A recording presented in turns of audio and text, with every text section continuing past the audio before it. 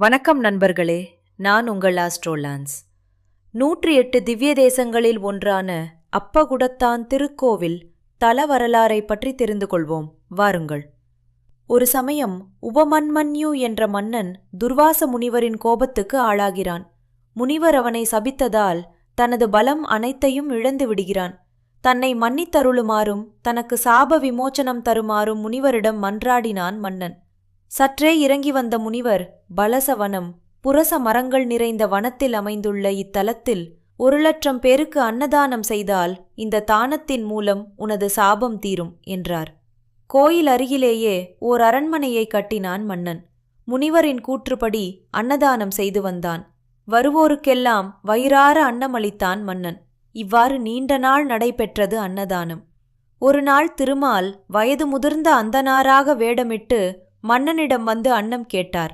அவருக்கும் உணவு பரிமாறப்பட்டது. மன்னனை சோதிக்க விரும்பிய திருமால் அன்றைய பொழுது தயாரிக்கப்பட்ட அனைத்து உணவு வகைகளையும் உண்டு தீர்த்தார். இதைக் கண்டு மன்னன் ஆச்சரியப்பட்டாலும் மேலும் என்ன வேண்டும் என்று அந்தணரிடம் கேட்டார். அதற்கு அவர் மீண்டும் உணவு கேட்டார். மன்னனும் உடனே தயார் செய்து கொடுப்பதாக கூறினான்.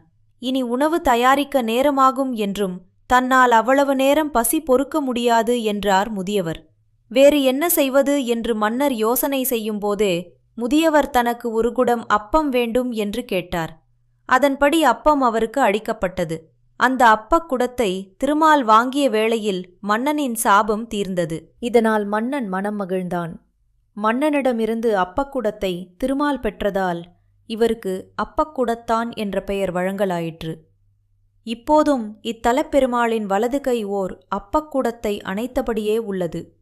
ஸ்ரீரங்கத்துக்கும் முன்னதாகவே இத்தலம் ஏற்பட்டது என்றும் அதனால்தான் ஸ்ரீரங்கம் கோயிலுக்கு ஆதியாக அடியெடுத்து வைத்த தலம் என்பதால் கோவிலடி என்று அழைக்கப்பட்டது என்றும் கூறுவர். இத்தலத்துக்கு வந்து வணங்கி இந்திரன் தனது கர்வம் நீங்க பெற்றார். மார்கண்டேயருக்கு யமபயம் போக்கி உபரிசிரவச மன்னனுக்கு சாபம் பாவம் போக்கி அருளிய தலம்.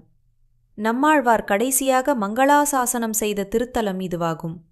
இத்தல மூலவர் சந்நிதியின் மேல் உள்ள விமானம் இந்திர விமானம் என்று அழைக்கப்படும். மேற்கு நோக்கிய வண்ணம் புஜங்க சயன கோலத்தில் பெருமாள் அருள் பாலிக்கிறார். தாயார் கிழக்கு பார்த்து அருள் பாலிப்பதால் தம்பதி சமேத பெருமாளாக இத்தலத்தில் அப்பக்குடத்தான் அருளுகிறார். பராசரரும் இத்தலத்துக்கு வந்து வழிபாடு செய்துள்ளார். இத்தல விநாயகர் இந்திரனுக்கு சாப விமோச்சனம் பெற வழிகாட்டியதால் வழிகாட்டி விநாயகர் என்று அழைக்கப்படுகிறார். திருமங்கையாழ்வார் இத்தலப் பெருமாளை மங்களாசாசனம் செய்துவிட்டு திருவள்ளரை பெருமாளை தரிசிக்கச் செல்கிறார். அவரைத் தொடர்ந்து செல்கிறார் அப்பக்குடத்தான் பெருமாள். இதனால் திருவள்ளரையில் வைத்து அப்பக்குடத்தான் பெருமாளை மீண்டும் மங்களாசாசனம் செய்கிறார் திருமங்கையாழ்வார்.